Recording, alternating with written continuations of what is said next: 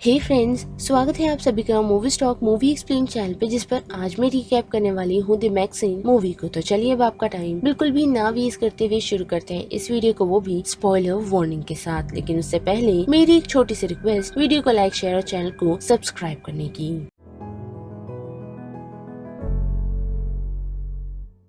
Film की शुरुआत हमें 1985 लॉस एंजलिस से दिखाई जाती है, जहां हमें पता चलता है कि नाइट स्टॉकर नाम का एक मर्डरर घूम रहा है। जिस बीच हमें मैक्सीन दिखाई जाती है, जो नई हॉरर फिल्म की लीड के लिए सक्सेसफुली ऑडिशन देने में कामयाब होती है, जिसका नाम द पुरिटन है। साथ ही हमें ये भी पता चलता है कि मैक्सीन पहले अडल्ट फिल्मों में काम किया करती थी, लेकिन अब जबकि उसे एक लीड रोल मिल चुका है, वो भी हॉरर मूवी में, तो ये न्यूज वो जाकर अपने दोस्त लियोन और कलीग एम्बर से शेयर करती है। साथ ही उसे हॉलीवुड हिट्स पार्टी के लिए इनवाइट किया जाता है, लेकिन वो उसके लिए मना कर देती है। जिसके बाद वो अपनी सेकंड जॉब पर जाती है, जो कि एक लाइव वेब शो है, जहां हम नोटिस कर पाते हैं कि एक शख्स मैक्सीन को काफी एंगर से देख रहा होता है। जिसके बाद वो वहाँ से निकल एक और एडल्ट एंटरटेनर से मिलती है, जिसका नाम टेबी मार्टिन है, और वो भी उसे एम्बर वाली पार्टी के लिए ये इनवाइट करती है। पर हम देख पाते हैं कि मैक्सीन उसे भी मना कर देती है। जिसके बाद हम एक शख्स को देख पाते हैं जिसने एम्बर के पास एक एविडेंस छोड़ा है, जो कि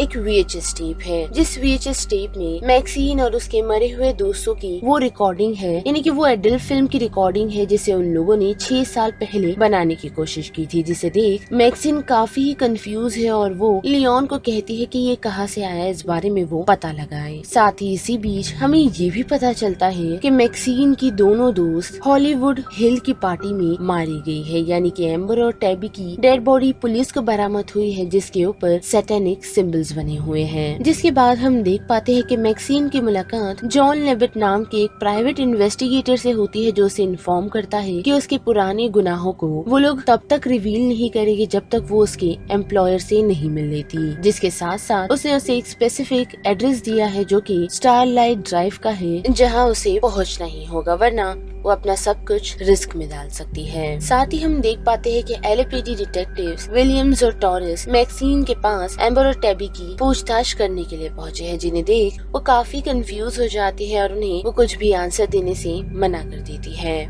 साथ ही मैक्सीन की फिर से मुलाकात बैथ से होती है, जो उसे फॉलो कर रहा है, जिससे चढ़कर वो उस पर अटैक कर देती है और ये भी कहती है कि वो उससे दूर रहे, वरना वो उसके लिए अच्छा नहीं होगा। जिसके बाद बैथ की डिमांड को इग्नोर कर मैक्सीन अपनी स्क्रिप्ट यानी कि द पुरिटन की स्क्रिप्ट को पढ़ना शुरू करती है। वही दूसरी तरफ हम देख पाते हैं कि लियोन के वीडियो स्टोर में उसका मर्डर हो चुका है, जिससे मैक्सीन काफी ही दुखी है और डिटेक्टिव उसे बाकियों की भी डेड बॉडी दिखाने के लिए ले जाते हैं और उसे कोऑपरेट करने के लिए कहते हैं, ताकि वो लोग मर्डरर को पकड़ सके। पर अनफॉर्चुनेटली मैक्सीन उनकी हेल्प नहीं करती और यही कहती है कि उसे कुछ नहीं पता। साथ ही ये तक उनसे कह देती है कि अगर किलर दूसरी लड़की को मारने के लिए बढ़ेगा, तो उसे अपने लिए खुद खड़ा होना आना चाहिए। साथ ही हम देख पाते हैं कि मैक्सीन अपने एजेंट टेडी नाइट से मिलती है, जो उसे यही बताता है कि उसे लेबेथ के बारे में कोई भी इंफॉर्मेशन नहीं मिली है, पर फिर भी वो आगे उसकी हेल्प करता रहेगा। जिसके बाद वहाँ से निकल मैक्सीन पुरिटन 2 के सेट पर पहुँचती है, जहाँ मैक्सीन की मुलाकात फर्स्ट फिल्म की स्टार मॉली बेनेट से होती है, जो उसे हॉलीवुड हिल्स की पार्टी की कुछ बातचीत बताती है। जिसके तुरंत बाद मैक्सीन की मुलाकात लेबेथ से होती है, जो उस पर काफी ही गुस्सा है, वो भी उस पर अटैक करने की वजह से, जिस वजह से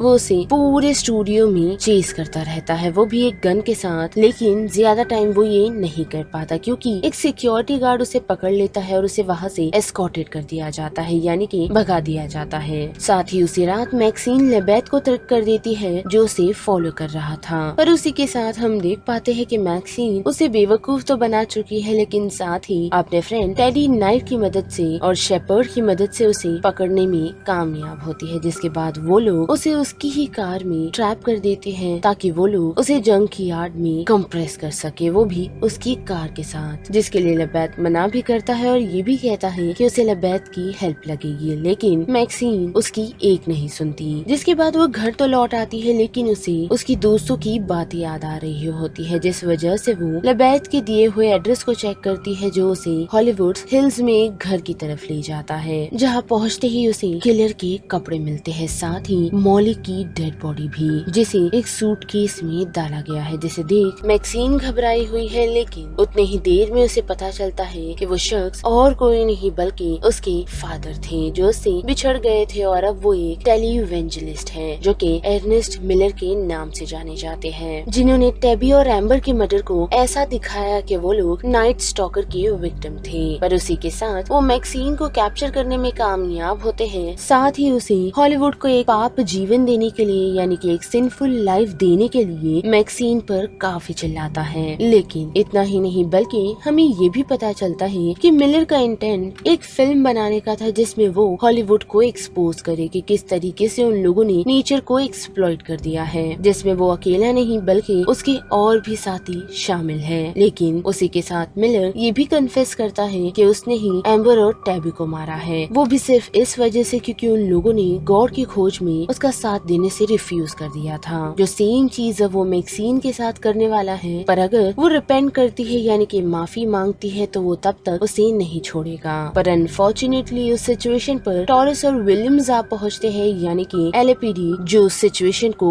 इंटरप्ट कर देते हैं, वो भी शूट आउट कर, जिस गोलीबारी में मिलर्स के काफी सारे लोग इंजर्ड हो जाते हैं और साथ ही मारे भी जाते हैं। लेकिन उस बीच मिलर भी इंजर्ड हो चुका है। वही बात करें मैक्सिन को, तो इस बीच उसे टाइम मिल जाता है कि वो खुद को छुड़ा सके, ताकि वो लोग मिलर को पूरी तरह घायल कर सके। और शॉटगन लेकर मैक्सिन अपने फादर को कन्फ्रंट करती है, पर उन दोनों का ये कन्फ्रंटेशन पुलिस हेलीकॉप्टर से इंटरप्ट कर दिया जाता है। और फिर हम देख पाते हैं कि मैक्सिन खुद को इमेजिन कर रही है एज ए सेलिब्रिटी क्रेडिट, जिसने अपने फादर को रोकने में हेल्प की। जिसके साथ साथ वो पुरिटन 2 के प्रीमियर को भी अटेंड करती है, और वहाँ इंटरव्यू में ये रिवील करती है कि उसकी फिल्म डायरेक्टर एलिजाबेथ बेंडर उसके ऊपर एक बायोग्राफी बनाने वाली है। पर अनफॉर्चुनेटली हम देख पाते हैं कि मैक्सिन जब रियलिटी में लौटती है, तो उसने अपने फादर को शूट कर दिया होता है, वो भी यही कहते हुए कि उसने उन्हें वो दिया जो उन्हें सच में चाहिए था, यानी कि एक आफ्टर लाइफ। और फिर एक महीने बाद हम देख पाते हैं कि मैक्सिन अपने काम को कंटिन्यू करती है, यानी कि द पुरिटन 2 को, इसी होप में कि उसे सक्सेस मिले और कभी खत्म ना हो।